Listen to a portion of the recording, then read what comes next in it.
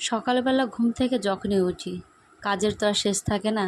প্রত্যেকটা বাড়ির বউদের কিংবা সব বাচ্চার মায়েদেরই কিন্তু সকালবেলা প্রচুর কাজের চাপ থাকে। আর আমাদের তো যেহেতু শ্বশুরবাড়ি, আমাদের সবটাই কিন্তু করতে হয়, যতই কষ্ট হোক যাই হোক আমাদের করতে হয়।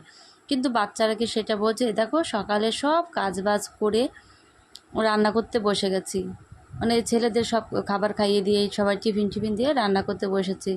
কিন্তু ছেলে তো আর কি বোঝে, ও কিন্তু ঠিক চলে এসেছে মায়ের কাছে, খেলেছে, যতক্ষণ খেলেছে এর ওর কাছে থেকেছে, কিন্তু মায়ের কাছে তো থাকতে হয়, তাই না?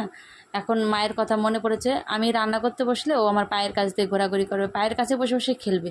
আর এখন দেখো, এখন কেন এসেছে জানো? ও এসেছে মায়ের একটু আদর খাওয়ার জন্য।